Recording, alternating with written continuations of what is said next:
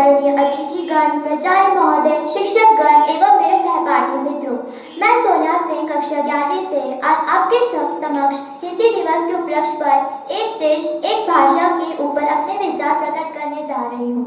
तो मेरे विचार कुछ इस प्रकार हैं।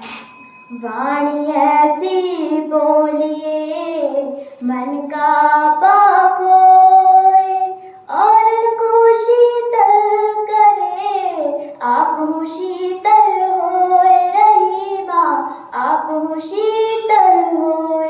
रहीम जी ने अपने दोहे में जिस प्रकार वाणी की मिठास का वर्णन किया था, वही मिठास हमारी हिंदी का प्राण तत्व है। आज हिंदी को पूरे देश को एकता की डोर में बांधकर जिस भाषा ने रखा है, वह हमारे देश में बोले जाने वाली सर्वाधिक भाषा हिंदी ही है। परंतु मेरे मन में एक विचार हमेशा आता है कि आखिर हमें हिंदी दिवस मनाने की आवश्यकता क्यों पड़ी। दिवस तो उसके होते हैं जो साल में एक बार मनाए जाते हैं, परंतु हिंदी तो सतत प्रवाहिनी है। दिन रात सुबह शाम हमारे होठों पे रहती है। दिन रात सुबह शाम हमारे होठों पे रहती है और हिंदी तो हमारी मातृभाषा है। हिंदी तो दुनिया की बोले जाने वाली दूसरी सबसे बड़ी भाषा है। फिर इस भाषा को दिवस की आवश्यकता क्यों? हिंदी जिस रोज हमारे आत्मसम्मान, हमारे रोजगार, हमारे उत्थान का जरिया बन जाएगी, उस दिन इसकी ताकत अलौकिक हो जाएगी। भौगोलिक विविधताओं होने के बावजूद भी आज हिंदी का संसार व्यापक है। आज हिंदी जगह जगह कश्मीर से लेकर कन्याकुमारी तक हिंदी बोलने वाले, समझने वाले आपको अनेक लोग मिल जाएंगे। और यहाँ तक कि आज हिंदी इतनी ज्यादा फैली हुई है कि आज पूरी देश भी इसकी महत्ता को जानने लगी है। मैं समझती हूँ कि हिंदी का प्रचार और प्रसार करना, जनता तक पहुँचाना अखबारों ने ज्यादा किया है। हमारे आधुनिक काल के जन्मदाता, हिंदी के जन्मदाता भारतेंदु कृष्णचंद्र से लेकर नए नए शब्दों के विस्तार करने तक अखबारों ने यह कार्य किया है। हिंदी वास्तव में राजभाषा है या नहीं, यह एक बहुत बड़ा बहस है, एक बहुत बड़ा बहस का विषय है। मगर इस तथ्य से यह हम नकार भी नहीं सकते कि आज हिंदी हमारे मातृभाषा है, हमारे संपर्क की भाषा, हमारे जन जन की भाषा है। आज हिंदुस्तान से संपर्क बनाने वाले जितने भी देश और विदेश हैं, वे हिंदी की अनिवार्यता के बारे में जानते हैं, वो उन्हें महसूस कर रहे हैं। इसलिए अमेरिका, चीन, यूरोप जैसे बड़े बड़े देश हिंदी के अध्ययन की व्यवस्था करने लगे हैं। हमारे देश के माननीय श्री प्रधानमंत्री नरेंद्र मोदी जी, वे तात्कालिक में हिंदी की प्रसिद्धता के लिए एक बहुत बड़ा उदाहरण है। आप यह जान भी सकते हैं कि भगवान गौतम बुद्ध के जितने भी उपदेश थे वे प्राकृत में थे। महावीर जी के जितने भी उपदेश थे वे पाली में थे। हिंदी ने इन सबको अपने अंदर समाहित कर दिया। हिंदी सभी भाषाओं की पुल बन चुकी है। हिंदी को ना तो किसी से द्वेष है, ना ही किसी से विरोध है, ना ही वो किसी की बगावत करती है। हिंदी तो सभी भाषाओं को उदारतापूर्वक स्वागत करती है। क्या इतनी उदार भाषा को हमें किसी दिवस की सीमा में बांधे जा सकने के लिए इतनी आवश्यकता है क्या? हिंदी को हमें अपने गर्व की भाषा बनाना होगा। हिंदी को हमें राष्ट्र की भाषा बनाना होगा। जिस दिन हिंदी हमारे राष्ट्रभाषा की गद्दी में सुशोभित होकर हमें गर्वोन्नत करेगी, उस दिन हमारा राष्ट्र वास्तविक रूप में स्वतंत्र होगा। अंग्रेजों के दौरों के आगे झुकी हुई गर्दनें हिंदी के लिए अभिशाप है, और इस अभिशाप को हमें वरदान में बदलना होगा। उनके विचार, उनके बोली, उनके तथ्य, उनकी चेतना को उन पर सब पर कर्ज है। हमें इस कर्ज को बताना होगा। मैं अंत में यह लाइन कहकर अपनी वाणी को समाप्त करना चाहूंगी। पराधीन सपने हो सुख नहीं, अर्थात पराधीनों को सपने में भी सुख नसीब नहीं है और हिंदी के पराधीनों को जन्मों में भी नहीं। धन्यवाद। जब आपको उद्बोधन चाहिए, ठीक है। मेरे आदरणीय प्राचार्य महोदय से जितने भी शिक्षक गुरु हैं और मेरे जितने छात्र हैं, आप सभी को गुड आफ्टरनून। मेरा टॉपिक है मेरे सपनों का भारत। हमारे हमारे सपना बहुत कुछ है। हमारे सपने जब हम जन्म लेते हैं ना, तो जन्म में से हमारे माता पिता हमारे सपनों को देखना शुरू कर देते हैं। पहली बार हमारे माता पिता सपने क्यों देखते हैं कि मेरा बच्चा, मेरा बेटी, मेरा बेटा, चाहे कोई भी हो, एक अच्छा बने, क्योंकि मेरा भारत को क्या करे, अपने नाम का प्रकाशन दे। एक नाम को क्यों देना चाहते हैं कि मेरा जो परिवार है, जो मेरा जो फैमिली है, वो एक सपने को पाए। एक क्योंकि आज अगर हम अपने सपने को देखना चाहते हैं, तो एक हमारा भारत भी हमारे सपने को देखना चाहता है। अगर एक जैसे कि मैं उदाहरण लूँ महात्मा गांधी जी का। महात्मा गांधी कभी कभी भी अपने आप को घमंड नहीं किया है, कभी अपने आप को कभी भी ऐसा ऊंचा नहीं किया है कि मैं कुछ हूँ, लेकिन वो अपने आप को शांत रखा। वो कितनी सतावा है, कितने उसको मारे, कितने उसको पीटे, कितनी बार उसको जेल पहुंचाया गया, लेकिन वो अपने सपने के ऊपर डट के रहा। अपने सपने को ऊंचा करना चाहता था। वो सपने को ऊंचा इसलिए करना चाहता था क्योंकि आज वो मर तो गए, लेकिन आज पूरे सपने, आज उसका सपना एक ही है कि मेरा भारत बदल चुका है। आज वो बंदे जो उसका गुलामी था, उस चीज से वो आजाद को पाया है। और आज हमारा भारत एक सपना नहीं, आज हर एक लोग एक सपना है कि मेरा भारत एक अच्छा हो, मेरा भारत एक और आगे बढ़ने पाए, मेरा भारत हमेशा एक अव्वल में उतरे, मेरा भारत हमेशा एक सपनों को एक हासिल करने वाला हो जाए। क्योंकि भारत हमेशा, हम देखेंगे बाकी जो हमारे, अगर बाकी देश देखें तो एक भारत में ही एक जैसा है जो बाकी बहुत सारी भाषा बोला जाता है, और वो सपने हमेशा ऊंचा होते जाता है। हमारे भारत एक सपने के ऊपर ही नहीं, लेकिन हर एक लोग का सपना ये है कि हम लोग आगे बढ़कर हम अपने आप को प्रकाशित करें, हम अपने आप को एक गाइड करें कि हम लोग भारत में हैं। तो भारत का सपना है कि चाहे कुछ भी बने, लेकिन हम भारत को हमेशा ऊंचा करते जाएं। हमारे भारत के ही, मेरा भारत एक महान कब होगा, जब हम एक महान बन जाएंगे। तब अपने आप को हम प्रकाश जब करेंगे, जब, क्योंकि हम अपने आप जब ऊंचा करने लगेंगे, तब हमारे सपने, हमारे गाइड, हमारे जो गाइड करने वाले जो हैं, हमारे सपने को देखेंगे। अरे हम जैसे कि अगर हम देखें कमल कब खिलता है, कीचड़ में, अगर चाहे जितना भी देखें, कीचड़ में देखे कोई इंसान आता है, कमल को ही देखे सारे इंसान आता है। जब हमारे सपने जब लोग देखने पाएंगे, जब हमारे सपने जब आगे बढ़ेंगे, तभी हमको पता चलेगा कि हम भारत के निवासी हैं, हम भारत के छात्र हैं, हम भारत के वो है जो हम भारत में पढ़ाई किए, लेकिन मेरे जो सपने थे वो आगे धीरे धीरे धीरे बढ़ते जाएंगे। सपने ऐसे नहीं आते, सपने हम लोग पढ़ते जरूर हैं, हम पढ़ाई जरूर करते हैं, लेकिन हमारे सपने कभी भी हम सोचते हैं पढ़ाई करके क्या मिलेगा, अरे हम कुछ काम करके क्या मिलेंगे। तब हमको जब मिलेगा कि हम भारत के निवासी हैं, हम भारत के वो छात्र हैं जो हम अपने आप को नहीं, हमारे भारत को बदल सकते हैं, हम एक सपने को बदल सकते हैं। हमारे सपने ऐसे नहीं है, हमारे सपने में बहुत कुछ है। और हम देखें हमारे बाप में एक सपना है, हम देखें तो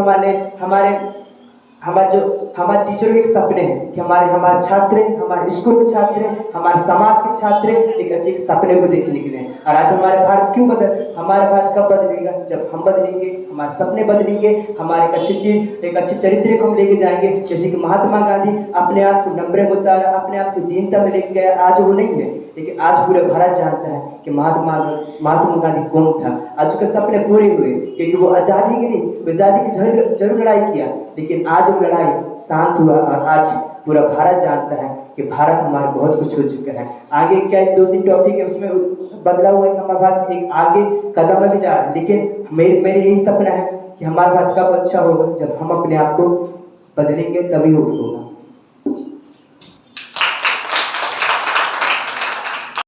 करती है भाषा, राष्ट्रीय प्रेम बढ़ाती है भाषा। एकजुट करती है भाषा, राष्ट्रीय प्रेम बढ़ाती है भाषा। इसलिए तो चाहिए एक देश एक भाषा, एक देश एक भाषा। इस विचार के साथ मैं योगिता रामताल, कक्षा 12वीं A की छात्रा, यहाँ पर उपस्थित सभी गणमान्य व्यक्तियों को हिंदी दिवस की हार्दिक शुभकामनाएं देती हूँ तथा आज हिंदी दिवस के इस शुभ अवसर पर आयोजित तात्कालिक भाषण के अंतर्गत मैं एक प्रतिभागी के रूप में उपस्थित हूँ और मेरा विषय है एक देश एक भाषा। सबसे पहले मैं आप सभी को बताना चाहूँगी कि भाषा क्या होती है। मनुष्य लिखकर, बोलकर, सुनकर जो अपने भावों को व्यक्त करता है उसे हम भाषा कहते हैं। आज मैं आप सभी के सामने कुछ बोल पा रही हूँ, आप मेरी बात को समझ पा रहे हैं, ये किसके जरिए हो रहा है? ये भाषा के जरिए हो रहा है। और एक देश एक भाषा का सबसे वर्तमान में एक अच्छा उदाहरण है कि आज आप मेरी हिंदी भाषा को समझ पा रहे हैं, क्योंकि वह हिंदी भाषा आपको भी आती है और मुझे भी आती है। तो इसीलिए एक देश में एक भाषा का होना बहुत जरूरी है। उसके बाद भाषा एक ऐसी चीज का प्रतीक है, वह अखंडता और एकता इस सभी का प्रतीक है।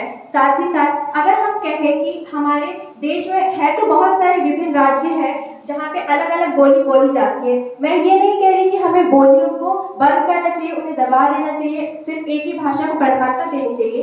किंतु एक देश में अगर हमको अखंडता लाना है, एकता लाना है, तो हमें उस देश में एक भाषा की बहुत बहुत आवश्यकता है। जैसे कि और मैं आप सभी को अब बताना चाहूंगी, ऐसे अनेक उदाहरण है सिर्फ हमारे देश में ही नहीं बल्कि विदेश में भी, जहाँ पे अगर एक भाषा रही है तो अगर हमारी हार हो भी रही है, उस देश की हार हो भी रही है, तब भी वह जीत रहा है। जैसे कि पोलैंड में 1831 में जब पोलैंड रशिया के अंदर आ गया था, जब वह उसका गुलाम बन गया था, तब वहाँ पे लोगों ने पोलिश लैंग्वेज का इस्तेमाल किया और रशिया के विरुद्ध में लड़ाई लड़ी और आखिर में उसकी जीत हुई, क्योंकि उन्होंने एक भाषा को प्राथमिकता दी। उसके बाद दूसरा आपको मैं उदाहरण देना चाहूंगी, हमारे पड़ोसी देश श्रीलंका में सन 1983 में सिंहाला बोलने वाले और जो तमिल बोलने वाले लोग थे, उनके बीच में अंतर युद्ध चालू हुआ, क्योंकि उनके भाषा में एक विभिन्नता थी, दोनों की भाषा अलग अलग थी, दोनों एक दूसरे की भाषा समझ नहीं पा रहे थे। उसके कारण एक ऐसा युद्ध हुआ जिसमें ना जाने कितने लोगों की मौत हो गई, कितना ज्यादा उस देश का नुकसान हुआ।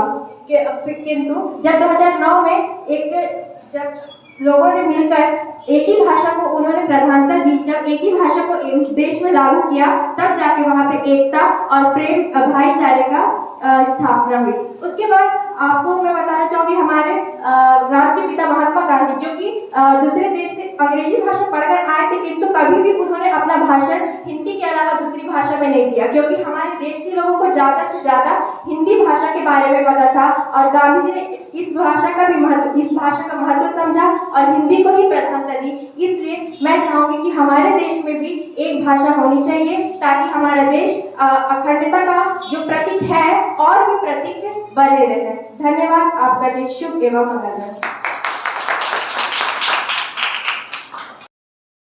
परम सम्मानीय शिक्षकगण एवं समस्त छात्रगण, मैं कुमारी महिमा मलकान शासकीय आदर्श आवासीय उच्चतर माध्यमिक विद्यालय मलाजखंड से हूँ। मैं आप सभी लोगों के सामने भाषण व्यक्त करने जा रही हूँ, जिसका विषय है एक देश एक भारत। हम हर भारतवासियों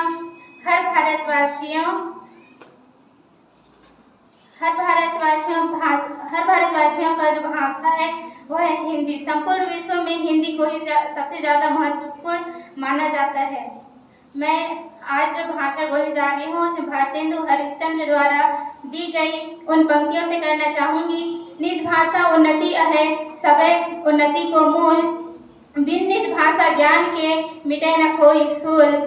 आज हमें एक दूसरे को अपनी मातृभाषा के बारे में बताने की आवश्यकता पड़ती है, जो कि एक गंभीर विषय है, क्योंकि वास्तविक जीवन में तो शिशु को उसकी माँ के बारे में बताने की आवश्यकता नहीं पड़ती। आज हमें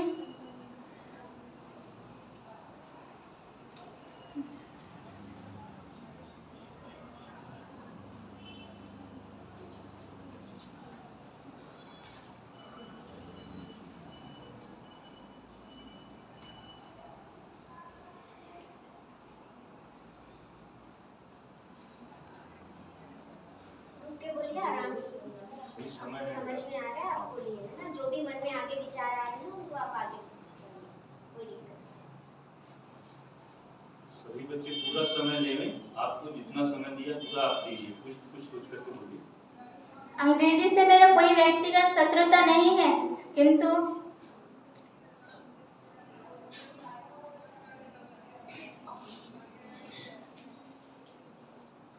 हमारी मातृभाषा हिंदी, हमारी मातृभाषा में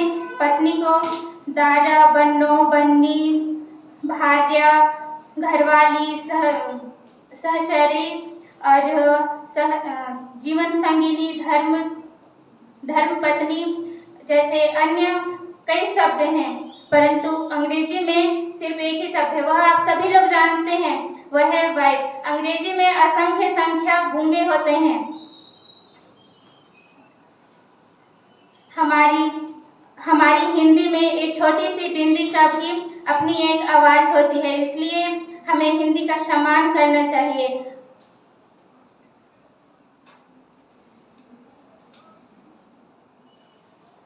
कश्मीरी के लोग तमिलनाडु के साथ और अमेरिका के लोग भारत के साथ एक दूसरे से जुड़ा पाते हैं। इसके पीछे कहीं ना कहीं अंग्रेजी का भी बड़ा योगदान रहा है, इसलिए अंग्रेजी का भी सम्मान उचित है, परंतु अपनी मातृभाषा को दांव पर रखकर नहीं।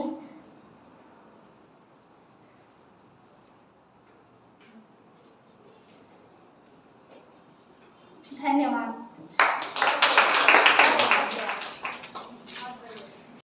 अपने विषय को जरूर एक बार देख करके बोलना है। आराम से बोलना, रिलैक्स होकर, ऐसा लगे कि आप अपने दोस्तों के बीच ही बात कर रहे सभी हैं। लोग अपने विषय को जरूर वहाँ एक बार बोलेंगे, ठीक है ना? घबराना नहीं आता है ना, डर को हटा दीजिए। परम आदरणीय मुख्य अतिथि महोदय, सम्माननीय सभाध्यक्ष महोदय, यहाँ पधारे हुए मेरे अग्रज और अनुज, आप सभी को मेरा नमस्कार। मैं आप सभी के चरणों में वंदन करती हूँ। मैं प्राची राम डाले, कक्षा 12वीं से। आज तत्कालिक भाषण के इस अवसर पर मैं मेरा देश मेरे सपनों का भारत इस विषय पर अपने विचार व्यक्त करना चाहती हूँ। वही है रक्त, वही है देश, वही साहस, वैसा ज्ञान, वही है शांति, वही है शक्ति, वही हम दिव्य आर्य संतान। मैं भारत की नागरिक हूँ, मुझे अपने देश पे गर्व है। मैं अपने सपनों में एक महान देश की कल्पना करती हूँ। मेरे सपनों का भारत ऐसा होगा जहाँ पे सभी देशवासी सुख शांति के साथ रहते हैं। वहाँ पे किसी भी तरह का भेदभाव नहीं होगा। वह भारत प्राचीन भारत के समान होगा। प्राचीन समय में भारत को सोने की चिड़िया कहा जाता था, परंतु वर्तमान समय में भारत निर्धनता के दौर से गुजर रहा है। यह दूसरों देशों के समूह अपने हाथ फैला रहा है। वह आर्थिक रूप से दूसरे देशों पर आश्रित है। मैं एक ऐसे देश की कल्पना करती हूँ जहाँ पर आर्थिक समृद्धि होगी, सभी लोग सुखी संपन्न होंगे और हमारा देश किसी भी देश के आगे अपने हाथ ना फैलाए, और वहाँ पर हर व्यक्ति शिक्षित हो, वहाँ पे किसी भी प्रकार का शोषण ना हो। यहाँ पर कोई भी व्यक्ति मजदूरों, किसानों पर किसी भी प्रकार का शोषण ना करे और ना ही राजनीतिक या आम आदमी पर। यहाँ पर किसी भी व्यक्ति को उसकी जाति, धर्म, पंथ के आधार पर भेदभाव न सहना पड़े। भारत में भ्रष्टाचार बहुत तेजी से बढ़ रहा है। यहाँ पर आम आदमी राजनीतिज्ञ के हाथों तले तड़प रहा है और जो कि वो लोग अपना एक ही उद्देश्य को संपन्न करने में रुचि करते हैं, जो कि अपने स्वार्थ पूर्ति करने पर। मेरे सपनों के भारत में किसी भी प्रकार का भ्रष्टाचार नहीं होगा। संक्षेप में मेरे सपनों के भारत ऐसा होगा जहाँ पे सभी लोग सुखी एवं खुद को सुरक्षित महसूस करेंगे और अपने जीवन की गुणवत्ता का आनंद लेंगे। धन्यवाद। यह निष्कर्ष निकाला गया था कि लोगों के अंदर सबसे बड़ा डर होता है पब्लिक स्पीकिंग का। लोगों को मौत से भी ज़्यादा डर पब्लिक स्पीकिंग से लगता है। आदरणीय मुख्य अतिथिगण एवं मेरे गुरुजनों एवं मेरे प्यारे भाई बहन, आप सबको मेरा सादर प्रणाम। मैं तुलसी साहू कक्षा 10वीं से तात्कालिक भाषण विषय मेरे सपनों का भारत के ऊपर एक भाषण प्रस्तुत करने जा रही हूँ। जैसा कि आप सब जानते हैं, हमारे भारत को प्राचीन समय में सोने की चिड़िया के नाम से जाना जाता था। ऐसा इसलिए था क्योंकि हमारा भारत उस समय बहुत समृद्ध और बहुत अच्छा था, लेकिन उसमें ब्रिटिशों ने आकर सारे भारत को तहस नहस कर दिया था। हमारे भारत के बहुत से महापुरुष जैसे गांधी जी, भगत सिंह ने हमारे भारत को आज़ाद करने में बहुत सी कठिनाइयाँ झेली हैं। हमारे प्यारे भगत सिंह जी तो हमारे भारत को आज़ाद करने के लिए फांसी में भी झूल गए थे, और हमारे महात्मा गांधी जी ने बहुत से आंदोलनों से हमें मुक्त कराया था। हमारे जो महात्मा गांधी जी हैं उनका बहुत ही प्रसिद्ध आंदोलन है नमक का आंदोलन। इसमें उन्होंने हमें यह बताया था कि हमें अंग्रेजों से दबकर नहीं रहना चाहिए। उन्होंने नमक का कानून तोड़ा था। इसके फलस्वरूप 15 अगस्त 1947 को हमारा भारत आज़ाद हो गया था। लेकिन उसके बाद भी हम सबके मन में यह सवाल जरूर आता है कि क्या हम अभी भी आज़ाद हैं? क्या हमारे सपनों का भारत अभी भी बन चुका है? लेकिन यहाँ पर मैं तो कहना चाहूँगी कि मेरे सपनों का भारत ये कभी नहीं बन पाएगा शायद, क्योंकि यहाँ भ्रष्टाचारी बेरोजगारी इतनी ज़्यादा बढ़ रही है कि लोगों को अपने परिवार का पेट भी नहीं पाल सक रहे हैं, लोगों को रोजगार भी नहीं मिल रहा है। यहाँ भारत के कई कोनों में आज भी धर्म और जाति के आधार पर इतना भेदभाव किया जा रहा है कि लोग सुसाइड करने पर भी उतर जाते हैं। हमारा जो भारत है वहाँ पर हमें एक मुख्य अधिकार मिला है जो कि है मतदान का। हम अपने मतदान को क्यों आखिर वेस्ट जाने दें? हम एक ऐसी व्यक्ति को अपना मत दें जो कि हमारे भारत को समृद्ध बनाए, उनको नहीं जो कि सिर्फ हमें ये वादा कर दे कि आपको फ्री बिजली मिलेगी, टीवी मिलेगा। इसके आधार पर हम उन्हें वोट क्यों दें? अगर हमारे वोट की इतनी ज़्यादा कीमत है कि हम किसी को नेता बना सकते हैं और किसी को हरा सकते हैं, तो हम अपने वोट को ऐसे लोगों को क्यों दें कि वो हमें बाद में जाकर अपने सब वादों को भूल जाए, हमारे द्वारा हमसे किए गए सब वादे हमसे दोबारा पूरा ना करें। हमारे भारत में आज भी बहुत से लोगों के साथ जुल्म किया जाता है, वो भी सिर्फ धर्म और जाति और नस्ल के आधार पर। ऐसा क्यों हो रहा है?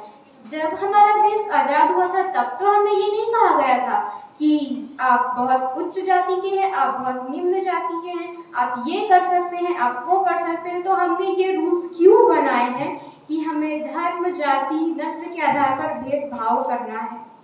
हमारे भारत में आज भी लोग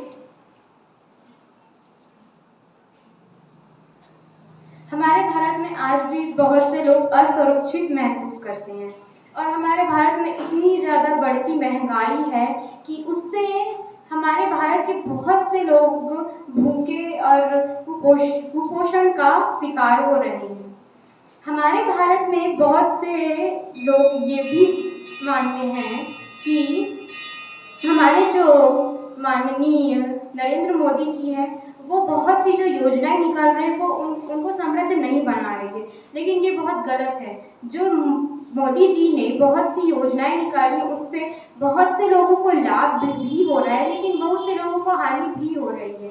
जिन्हें लाभ हो रहा है वो तो यही समझेंगे कि हमें तो लाभ हो रहा है, हमें ये बहुत अच्छी लग रही है, लेकिन जिन्हें हानि हो रही है उनके लिए ये बहुत ही ज़्यादा बुरी चीज़ है। मैं अपनी वाणी को यही विराम देना चाहूँगी। अनेकता में एकता मेरे भारत की शान है, इसलिए मेरा भारत महान है। जय हिंद, जय भारत। Thank you. देश नहीं है क्रांत भावना में टिके रहना, किंतु पहुंचना उस मंजिल पर जिसके आगे रहा नहीं, किंतु पहुंचना उस मंजिल पर जिसके आगे रहा नहीं। सुप्रभात आदरणीय प्राचार्य महोदय, शिक्षक वृंद एवं मेरे प्यारे सहपाठियों। मैं माही मेश्राम कक्षा 11वीं A की छात्रा केंद्रीय विद्यालय मलाजखंड से आप सभी के समक्ष एक देश एक भाषा विषय पर अपने विचार प्रस्तुत करने के लिए उपस्थित हूँ। जैसा कि आप सभी जानते हैं कि हम भारत के निवासी हैं और हमारी जो भाषा है वह हिंदी है, तो हमें अपनी भाषा हिंदी को हर देश तक पहुंचाने के लिए बहुत सारे कार्य करने चाहिए, क्योंकि हिंदी ही एक भाषा है जो हमें सभी राष्ट्र सभी देशों से अलग बनाती है।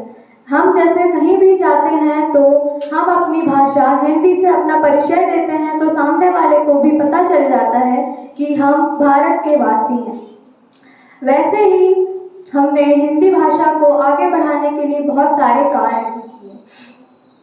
मैं दीप से जलना न सीखो, दीप से उत्पान सीखो, राह पर चलना न सीखो, राह से निर्माण सीखो। वैसे ही हमें अपनी भाषा को आगे बढ़ाने के लिए बहुत सारे कार्य भी करने चाहिए। जैसे कि फिल्म इंडस्ट्री में हमारी भाषा को आगे बढ़ाने के लिए फिल्म के प्रमुख डायरेक्टर ने हिंदी से रिलेटेड एक फिल्म बनाई थी जिसका नाम था राजा हरिश्चंद्र। उस फिल्म ने हमारी हिंदी भाषा को सबके समक्ष ऐसा प्रस्तुत किया कि सभी विश्व में हमारी हिंदी भाषा आगे तक जा चुकी और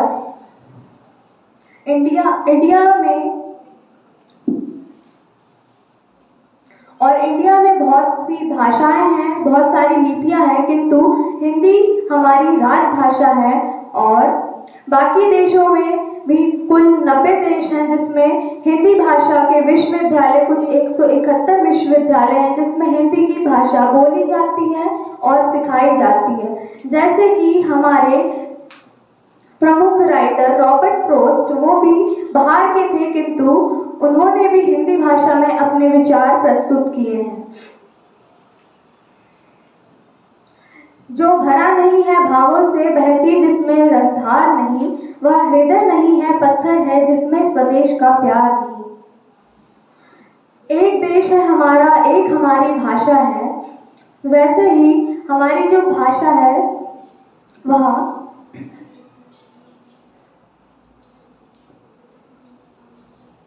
वह सभी विश्व में फैली गई है। अंत में मैं अपनी वाणी को कुछ पंक्तियों से विराम देना चाहूंगी। देखो हमारी ओर पहचानो हमें, देखो हमारी ओर पहचानो हमें, हम वही हैं जो बाण भेद कर धरती से धारा निकाल दिया करते थे, चक्रव्यूह में वापस लौटने की विद्या सीखे बगैर गए। हम ही थे वो देर जिनके फेंके पत्थर पानी में तैर गए। हम मारना भी जानते हैं और बचाना भी।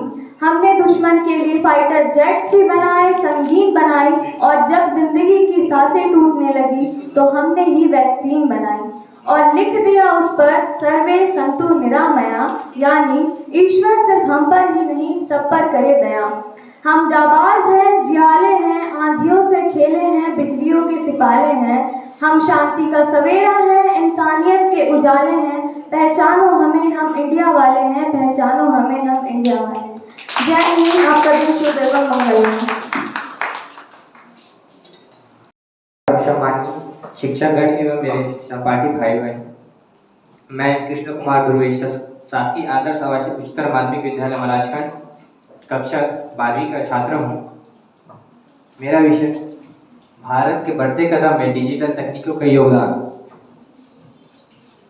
जैसे कि आप सभी लोगों को पता है कि आज की इस भागदौड़ दुनिया में डिजिटल तकनीकों के बिना कुछ भी होना संभव नहीं है। जैसे कि चाहो तो आप शिक्षा के क्षेत्र में ले लो या फिर देश की सुरक्षा या स्वास्थ्य के क्षेत्र में। आज हमारा देश किसी भी क्षेत्र में पीछे नहीं है।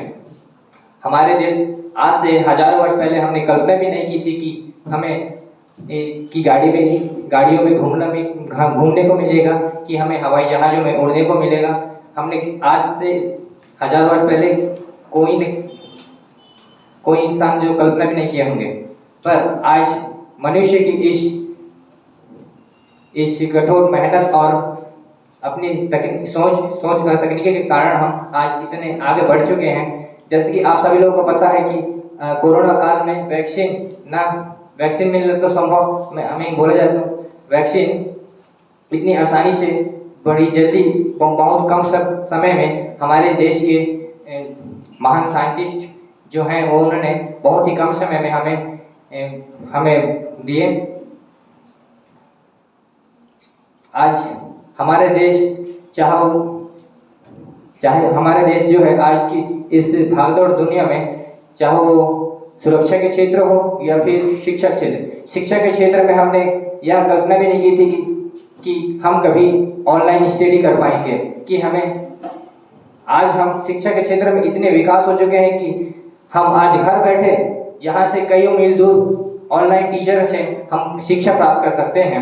हमें अच्छे से अच्छी शिक्षा प्राप्त हो जाती है। यदि हमें कक्षा में जो समझ ना आए उसे हम टीचर द्वारा उसे हम डाउट नेट या फिर ऑनलाइन किसी टीचर के माध्यम से या फिर किसी यूट्यूब चैनल के माध्यम से हम समझ पाते हैं और उसे रिकॉल कर पाते हैं, जिससे हम आगे की पढ़ाइयों में सहयोग होती है। हमारा देश इस भागदौड़ दुनिया में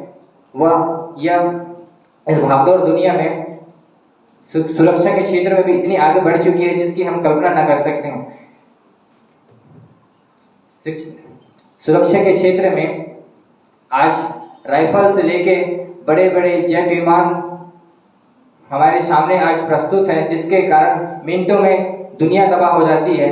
लोग पलक झपकते ही लोग तबाह हो जाते हैं, दुनिया तबाह हो जाती है। हमें ये पता भी नहीं होता कि हमारे साथ अगले समय क्या होने वाला है, क्या होगा। हम बस इतना ही कहना चाहता हूँ। धन्यवाद।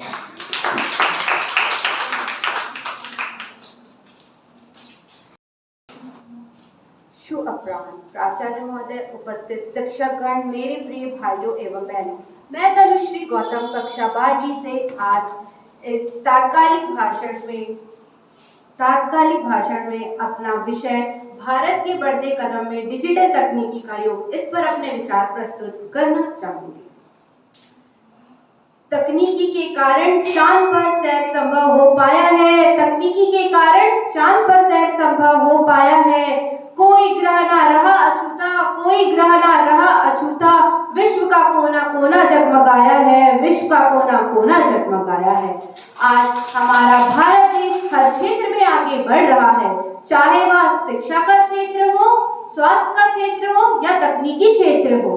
परंतु अगर हम कुछ समय पहले की बात करें तो हमारे देश में कुछ सुविधाएं उपलब्ध नहीं होने के कारण हमारे लोगों को शिक्षा प्राप्त होना मुश्किल था। परंतु आज हमारा देश हर क्षेत्र में आगे बढ़ रहा है। पहले लोगों को बात करने के लिए भी पीसीओ तक जाना पड़ता था, बहुत लंबा फासला तय करना पड़ता था। परंतु तकनीकी युग में आजकल हर घर में मोबाइल, कंप्यूटर जैसे उपकरण आ गए हैं, जिसके कारण हर काम आसान हो गया है।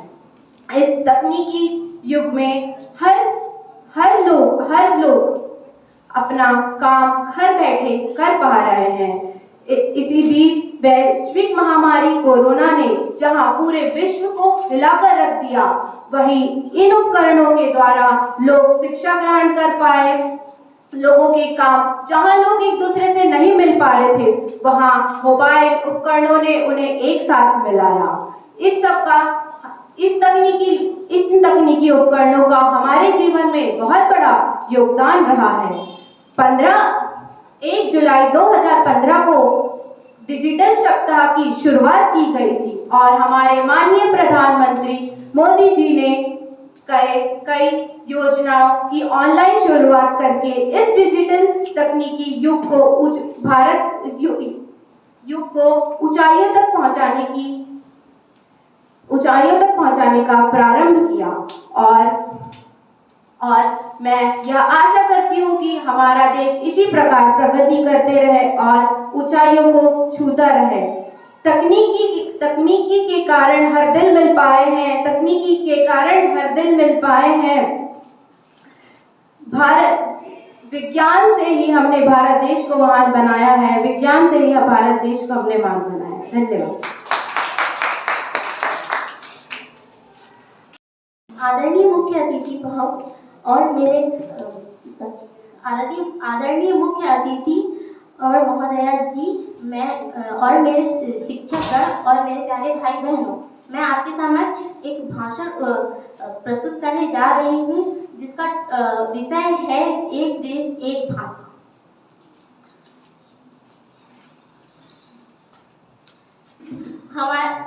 हमारी राज्य भाषा हिंदी है। हम सभी जानते हैं कि हमारी राज्य भाषा के ऊपर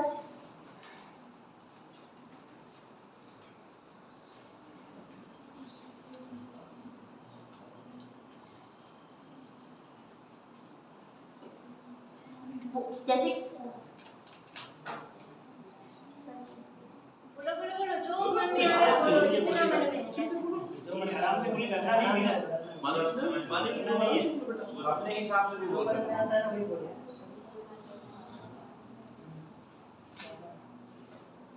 हमारे देश में एक भाषा का होना हमारी एकता को दर्शाता है। हमारे देश में एक भाषा का होना हमारे देश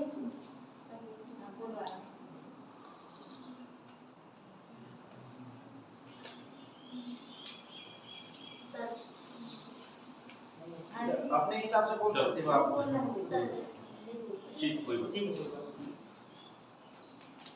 ठीक बेटा। मेरी है, मेरे सपनों का भारत ऐसा हो। एक इच्छा मेरी है, मेरे सपनों का भारत ऐसा हो। स्नेह भरा हो हर किसी में, स्नेह भरा हो हर किसी में।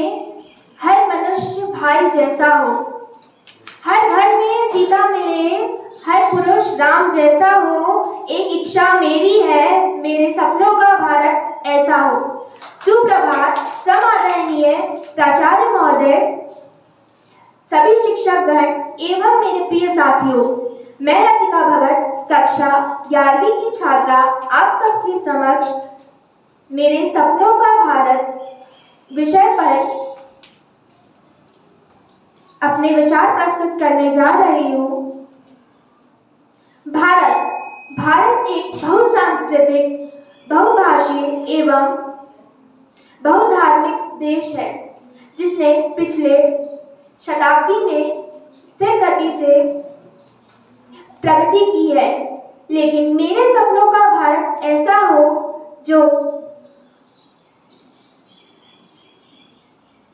तेज गति से और भी ऊंचाइयों को छुए और विकसित हो और विकसित देशों की गिनती में शामिल हो। मेरे सपनों का भारत ऐसा हो जिसमें हर कोई शिक्षित हो, हर किसी को योग्य तरीके से रोजगार मिले। मेरे सपनों का भारत ऐसा हो जहां पर जाति का भेदभाव ना हो, हर कोई एक बराबर हो और हर किसी को एक मौका मिले। मेरे सपनों का भारत ऐसा हो जहां भ्रष्टाचार ना हो, जहां भ्रष्टाचार ना हो और जहां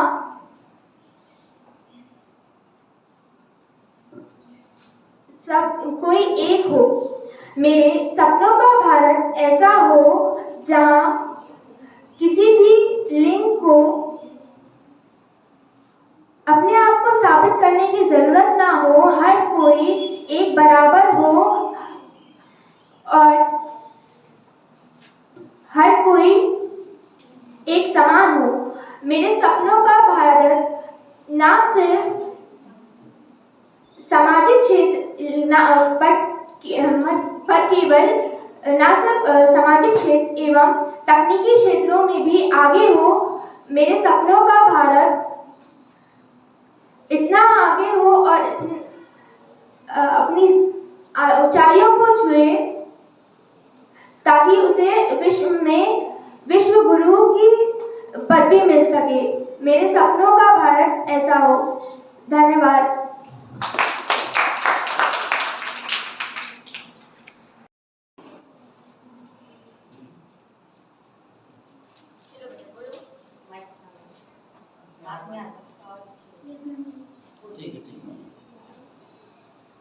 ध्यान से सुनना, राज हमारा गहरा है।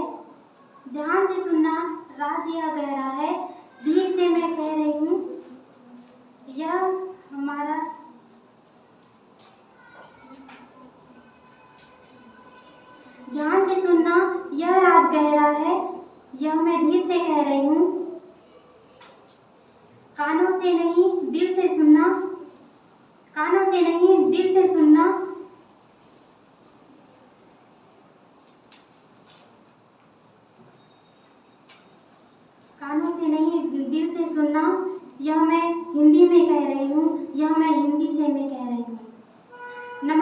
मेरा आप सभी परम सम्मानीय शिक्षकगण एवं विद्यार्थी, मैं छात्रा कुमारी हिमानी सयाम कक्षा 12वीं की छात्रा हूँ।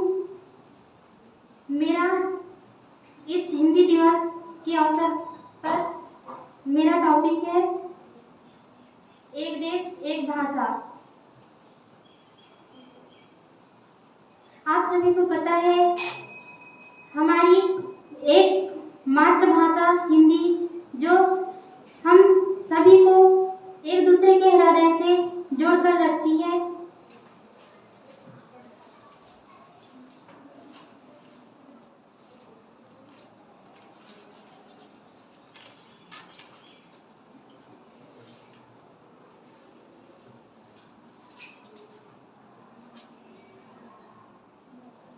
हमारी यह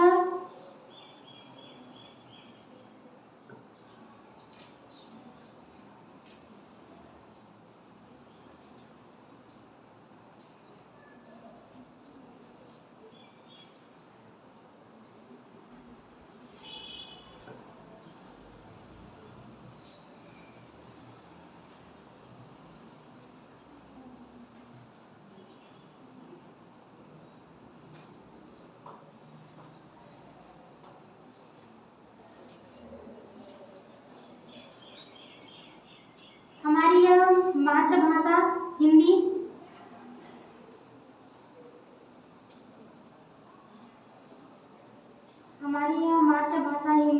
वह अजूबा है जो कश्मीर से कन्याकुमारी तक हमारी यह मातृभाषा हिंदी वह अजूबा है जो कश्मीर से कन्याकुमारी तक सारे देशों को एक साथ जोड़े रखती है।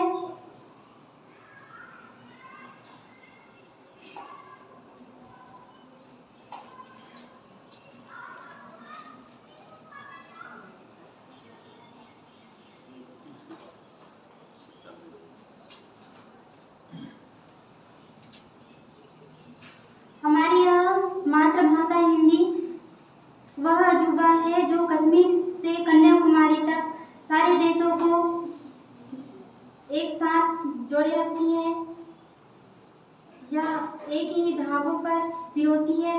तो क्या हम इस मातृभाषा हिंदी को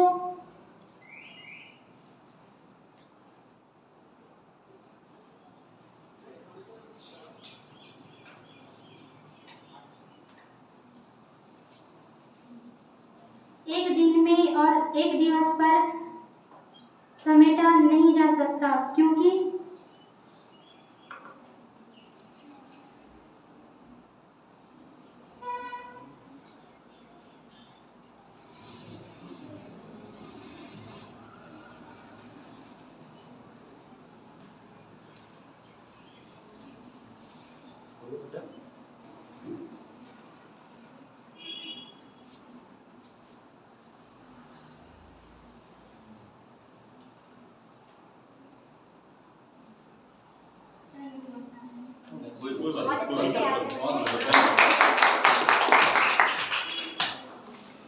अपनी विरासत मान मेरा है, ये बोली आन है। अपनी विरासत मान मेरा है, यही पहचान है अपनी, यही अरमान मेरा है। यही पहचान है अपनी, यही अरमान मेरा है। किसी भी अन्य भाषा में करें संवाद क्यों मित्रों, किसी भी अन्य भाषा में करें संवाद क्यों मित्रों। ये हिंदी जान है मेरी, ये हिंदुस्तान मेरा है।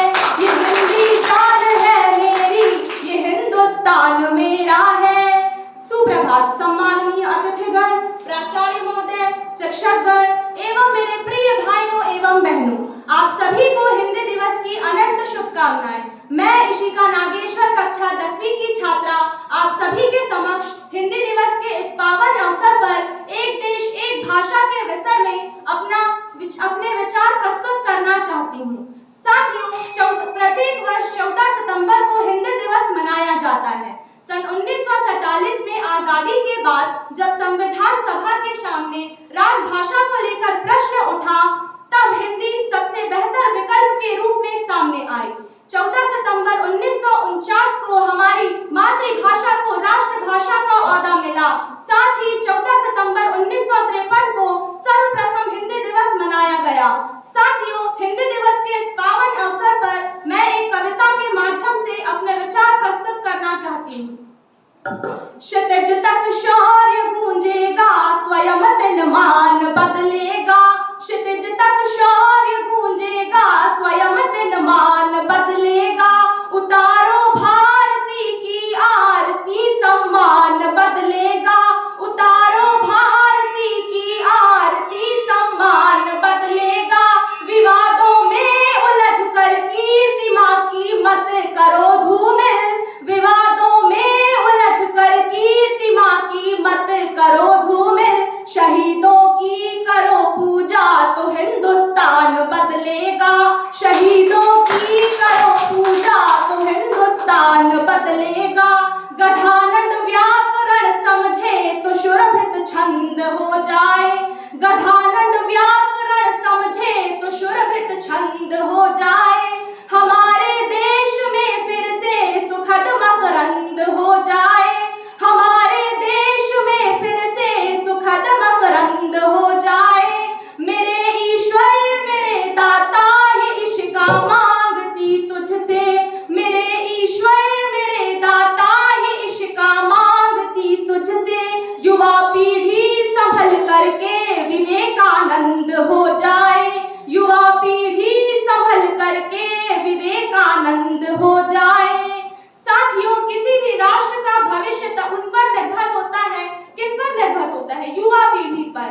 हमारा भारत विश्व में एक ऐसा देश है जहां पर विभिन्न जाति के लोग, विभिन्न धर्म के, परंपराओं के एवं भाषाओं के लोग रहते हैं, परंतु सभी एकता के साथ रहते हैं। परंतु आज की युवा पीढ़ी हिंदी से विमुख होती जा रही है।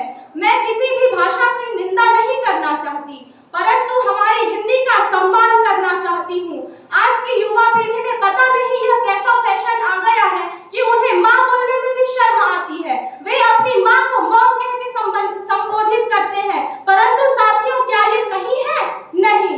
हमें हमारी संस्कृति का पालन करना होगा। और इन्हीं के ऊपर किसी ने क्या खूब लिखा है कि अंग्रेजी के तो शब्द भी साइलेंट होते हैं, कि अंग्रेजी के तो शब्द भी साइलेंट होते हैं, परंतु हमारी हिंदी की बात ही अलग है। उसकी तो बिंदी तक बोलती है, परंतु हमारी हिंदी की बात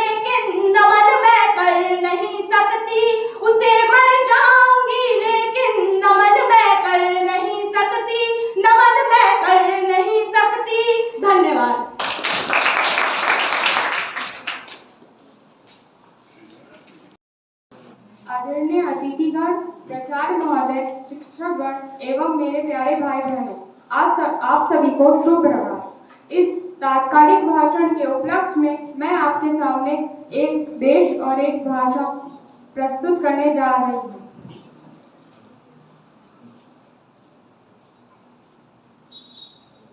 हम जानते हैं कि हमारी राष्ट्रभाषा हिंदी है।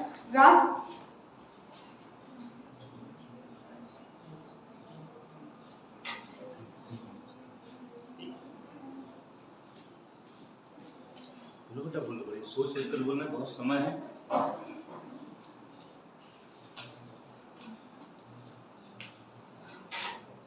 भारत की शान है हिंदी, भारत का शान है हिंदी और भारतीयों की सम्मान है हिंदी। हम जानते हैं कि हम ज़्यादातर अपना बातचीत में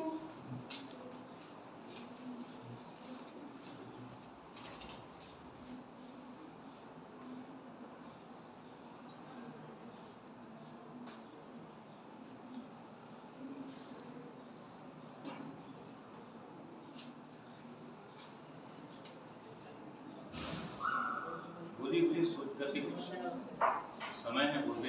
हम जानते हैं कि हमारा भारत एक लोकतांत्रिक देश है और इसमें हमारा भारत 15 अगस्त 1947 में आजाद हुआ था।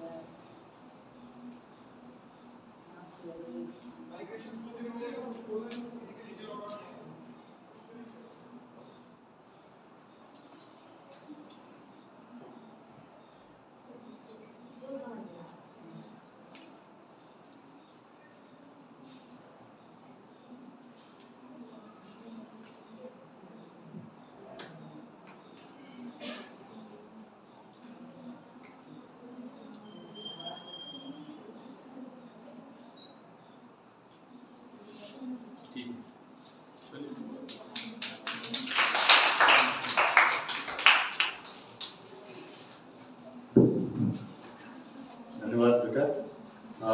अगले क्रम में यामिनी सुरकर, कक्षा 10।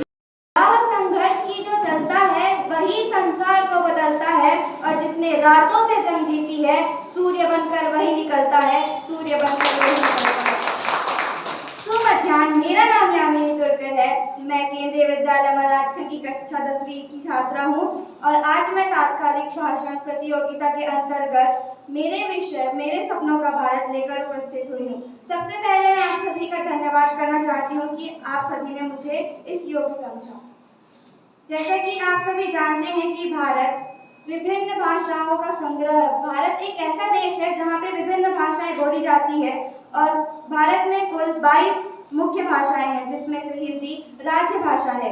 लेकिन फिर भी हम हिंदी बोलने में कतराते क्यों हैं? हमें क्यों शर्म आती है हिंदी बोलने में? और जैसे कि मेरी सहपाठी ने कहा कि हिंदी राष्ट्रभाषा क्यों नहीं है, इसका मैं उत्तर देना चाहूँगी। क्योंकि हमें खुद को शर्म आती है हिंदी बोलने में, तो हिंदी राष्ट्रभाषा कैसे बन सकती है? और मेरे सपनों का भारत ऐसा होना चाहिए जिसमें लोग हिंदी को गर्व के साथ बोले। मेरे सपनों का भारत ऐसा होना चाहिए जहाँ संस्कृति का पूर्ण सम्मान किया जाए।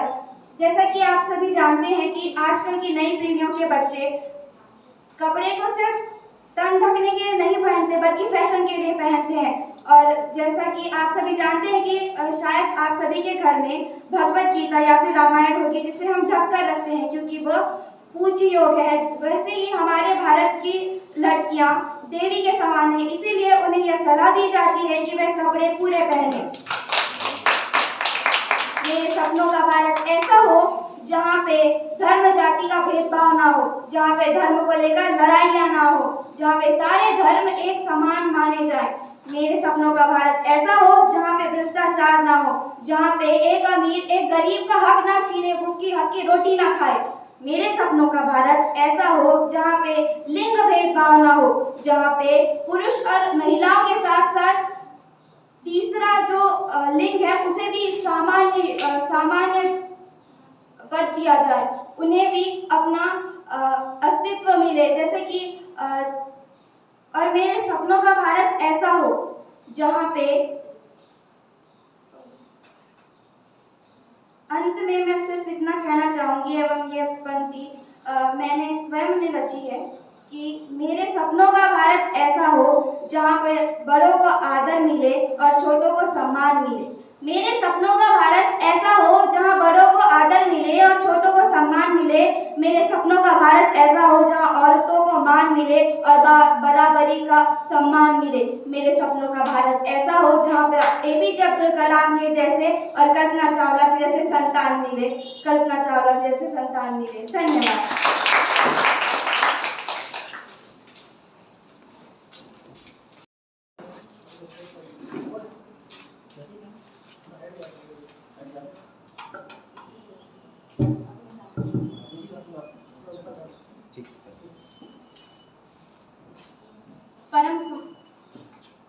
परम सम्माननीय गुरुजनों एवं विद्यार्थियों, आप सभी को मेरा नमस्कार। मैं कुमारी शीतल अर्जुनवार शासकीय आदर्श आवासीय उच्चतर माध्यमिक विद्यालय कक्षा 10वीं की छात्रा हूँ।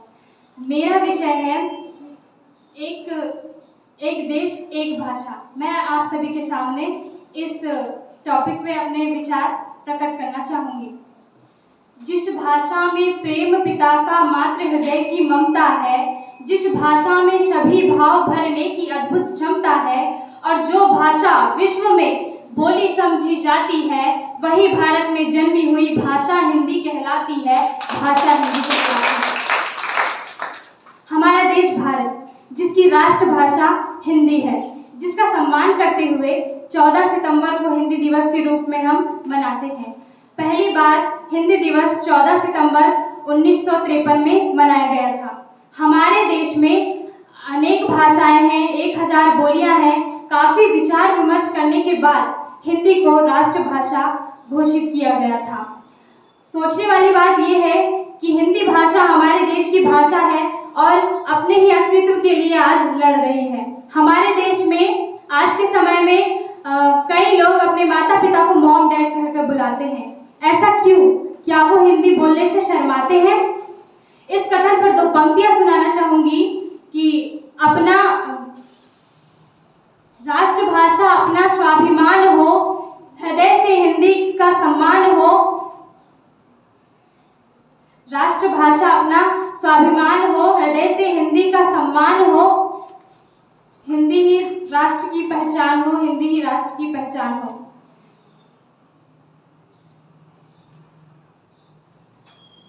हिंदी भाषा पर ही आधारित स्वामी विवेकानंद जी के साथ घटित हुई घटना के बारे में आपको अवगत कराना चाहूंगी। सन 1889 की बात है। स्वामी विवेकानंद जी अमेरिका गए हुए थे। वहां के अमेरिकी व्यक्ति ने उनसे आकर पूछा, हाउ आर यू? तो स्वामी विवेकानंद जी ने बड़े ही सरल स्वभाव में उत्तर दिया, मैं अच्छा हूँ। तो अमेरिकी व्यक्ति को लगा कि इन्हें इंग्लिश बोलते नहीं आती, तो उन्होंने टूटी फूटी हिंदी उन्हें बोलना आती थी। तो उन्होंने उनसे पूछा कि आपको भारत से यहाँ आकर कैसा लग रहा है? तो स्वामी विवेकानंद जी ने उत्तर दिया, I am feeling good, your country is very beautiful. उन्होंने पूछा कि जब मैंने आपसे हिंदी में प्रश्न पूछा तो आपने मुझे इंग्लिश में जवाब दिया, और जब मैंने इंग्लिश में प्रश्न पूछा तो आपने मुझे हिंदी में जवाब दिया। तो उन्होंने उत्तर दिया कि जब आपने अपनी मातृभाषा में मुझसे प्रश्न पूछा तो मैंने अपनी मातृभाषा में अपना उत्तर दिया, और जब आपने मेरी मातृभाषा का सम्मान करते हुए प्रश्न पूछा तो मैंने भी आपकी मातृभाषा का सम्मान करते हुए उत्तर दिया। दयानंद सरस्वती जी के कथन थे, भूल करना बुरा नहीं है, भूल करते रहना बुरा है।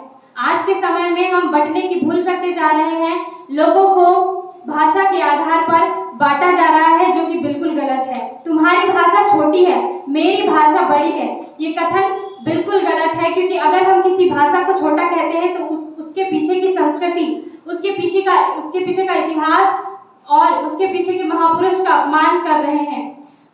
हमें अपनी भाषा का सम्मान करना चाहिए और बाकी भाषाओं की अवहेलना नहीं करनी चाहिए। अंत में मैं गिरिजा कुमार माथुर द्वारा लिखी गई कविता की पंक्तियां सुनाना चाहूंगी। एक डोर में जो सबको बांधती वह हिंदी है, हर भाषा को सगी बहन मानती वह हिंदी है, भली बुरी सभी बोलियां, यही कामना हिंदी है, गहरी हो पहचान, यही साधना हिंदी है। सागर में मिलती धाराएं, हिंदी सबकी संगम है, शब्द न दिल की से भी आगे, एक भरोसा अनुपम है, गंगा कावेरी की धारा सबको मिलाती हिंदी है, सबको मिलाती हिंदी है। कमल पुष्प पंखुड़ियों को श्वेत बनाती हिंदी है। लास्ट में कहना चाहूंगी, आओ मिलकर कदम बढ़ाएं, हिंदी को आगे बढ़ाएं।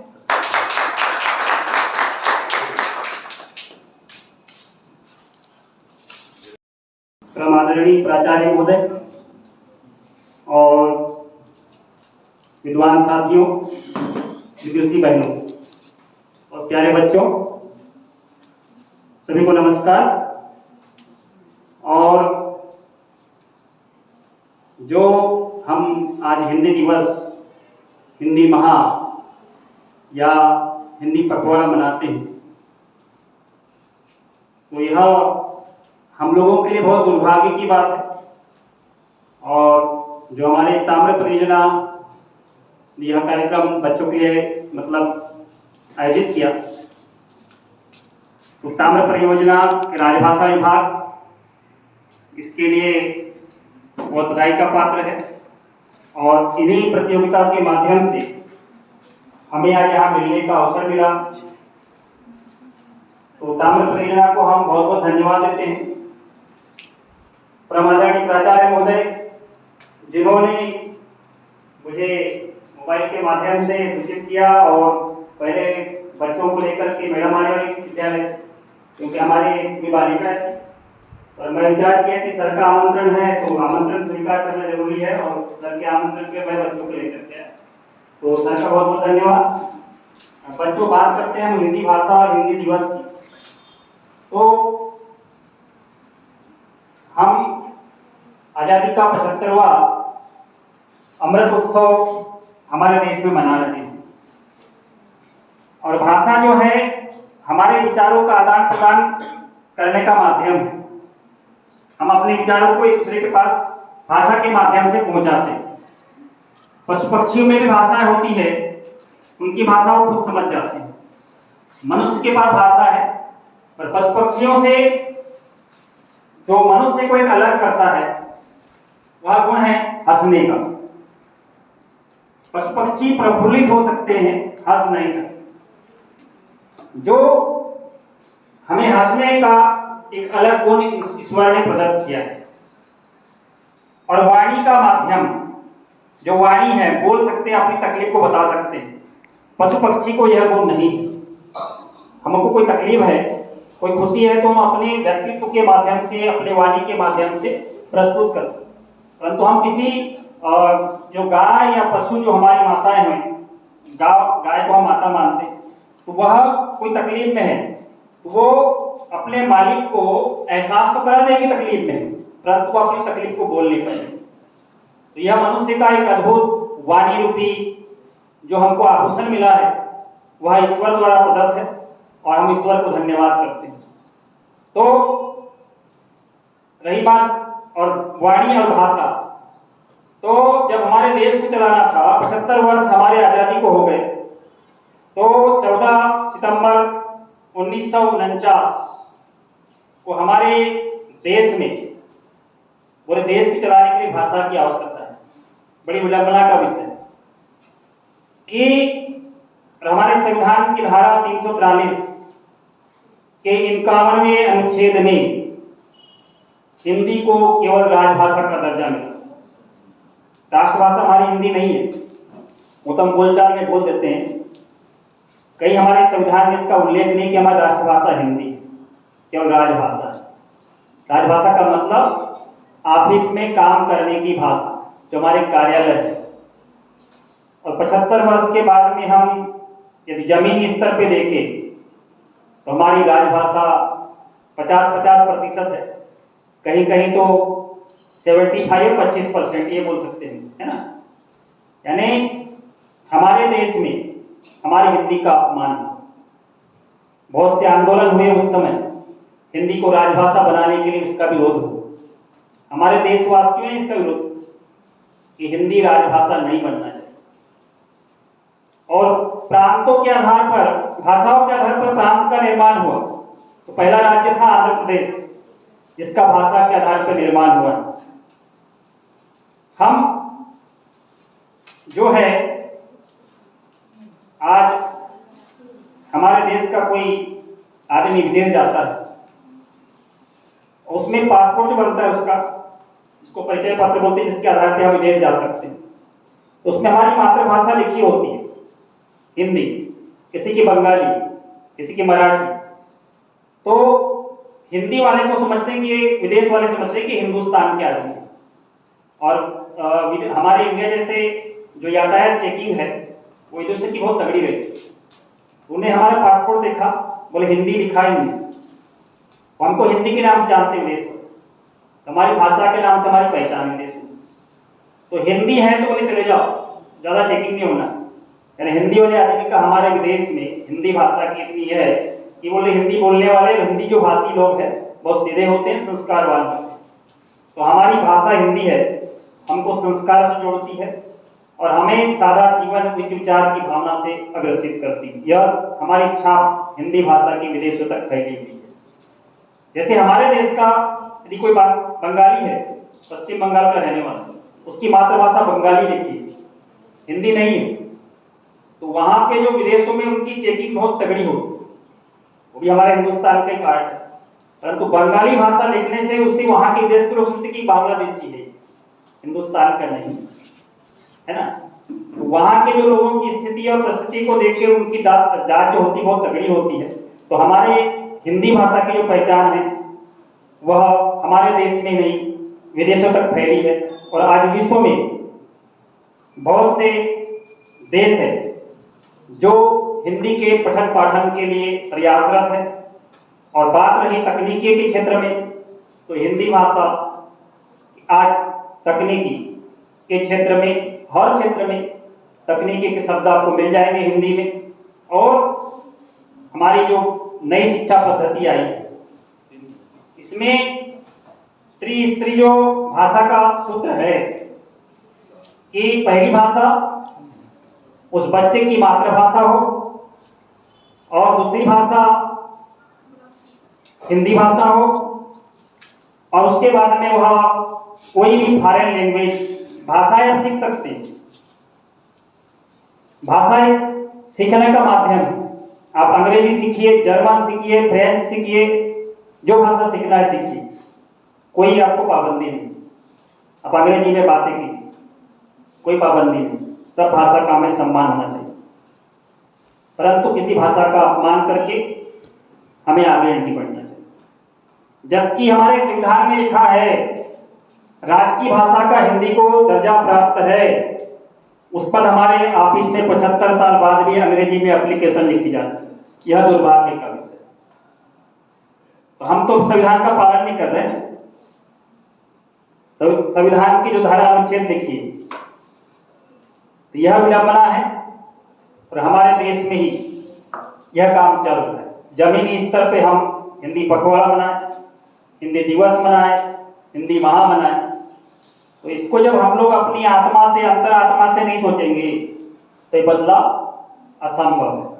तो हर भारतवासी को अपनी अंतरात्मा में सोचना है और हिंदी को आगे बढ़ाने के लिए हर समय काम करना है।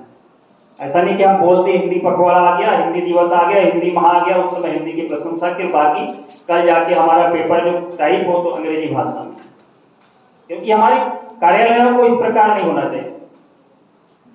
सेकंड थिंग, बच्चों, आपको हिंदी की सेवा के लिए मैं इतना ही कहना चाहूंगा कि आपको बंदूक को लेकर के बॉर्डर पे जाके हिंदी की सेवा नहीं करना है। केवल आप हिंदी की सेवा करेंगे, अच्छी हिंदी बोलिए और सही हिंदी लिखिए, सही श्रवण कीजिए, सही वाचन कीजिए, सही पठन कीजिए, और हिंदी की आपकी सच्ची सेवा यही होगी। जय हिंद, जय भारत। आपका दिन शुभ हो। धन्यवाद जसवाल जी। मैंने कार्यक्रम की शुरुआत में ही ये कहा था, आप अपने विद्यालय से चयनित होकर यहाँ प्रतिभागी के रूप में आए हैं, ये आपकी पहली जीत है। साथ में ये भी कहा था कि स्थान के लिए ये निर्णायक मंडल पर छोड़ दीजिए, ये उनका काम है कि वो अपना निर्णय क्या देते हैं। तो निर्णायक मंडल ने अपना निर्णय दे दिया है, ठीक है।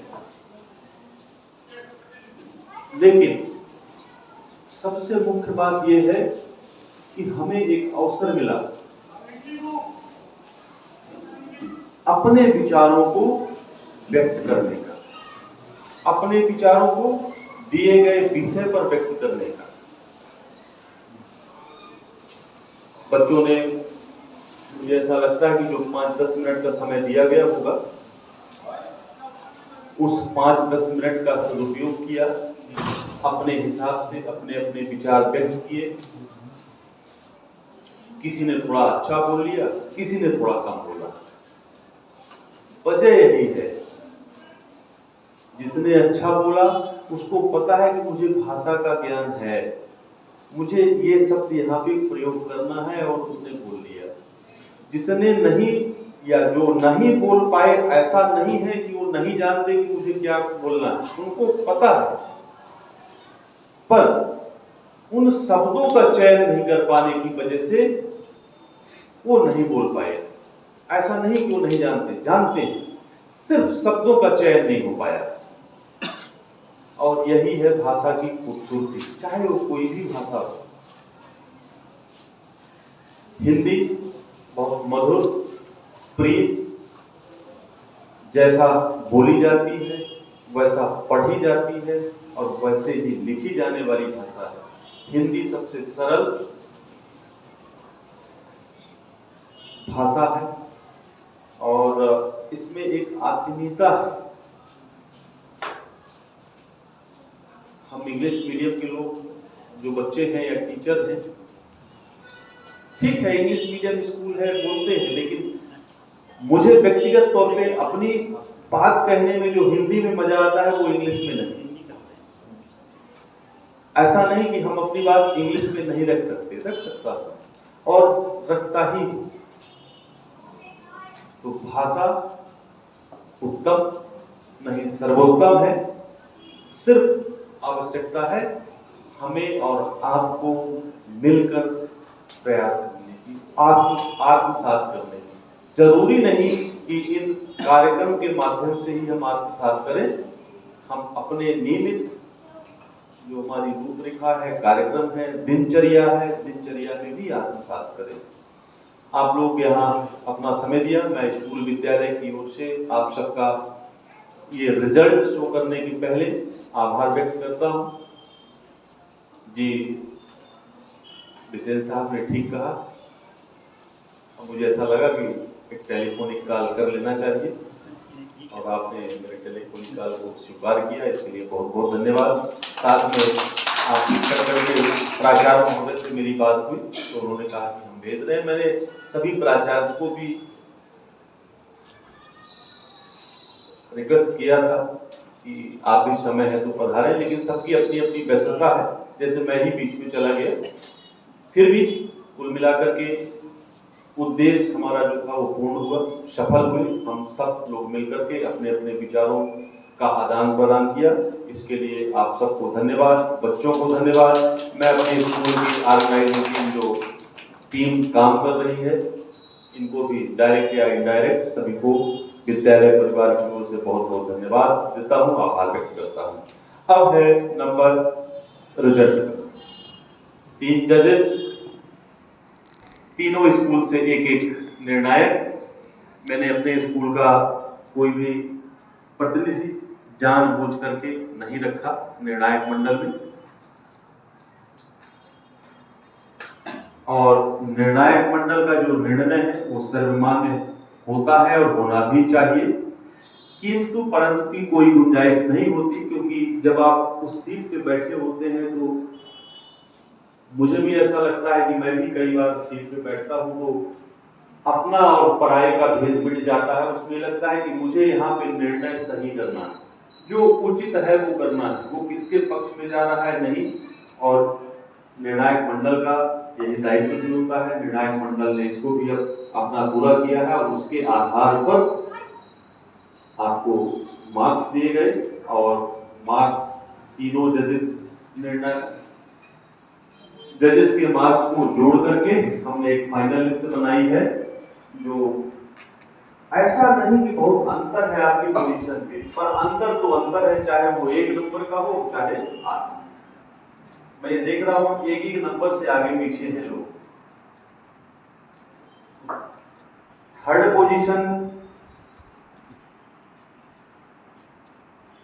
51 नंबर के साथ थर्ड पोजीशन पे हैं केंद्रीय विद्यालय से माही मिश्रा। सेकेंड पोजीशन पे 52 मार्क्स के साथ वो भी केंद्रीय विद्यालय से ही है यामिनी तोकर। और थर्ड 51 है, सेकेंड 52 है, इसके पीछे 50 भी लगा हुआ है, 49 भी है, 47 है, मतलब एक नंबर से आगे पीछे है। और फर्स्ट पोजीशन वाला भी बहुत आगे से नहीं है, 53 मार्क्स के साथ है और इसमें 2 लोग शेयर कर रहे हैं, योगिता रंगानी केंद्रीय विद्यालय एंड ऋषिका नागेश्वर ये। आप सबको बहुत बहुत बधाई। प्रयास बहुत अच्छा था।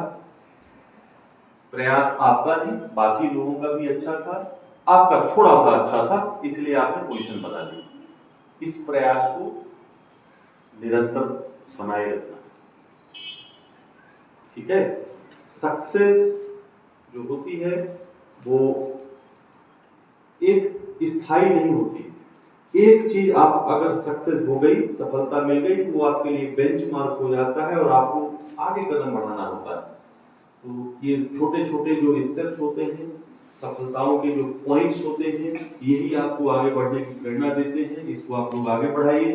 बाकी जो लोगों को पोजीशन नहीं मिल पाई, आप लोग प्रयासरत रहिए, आज नहीं कल निश्चित सफलता मिलती है।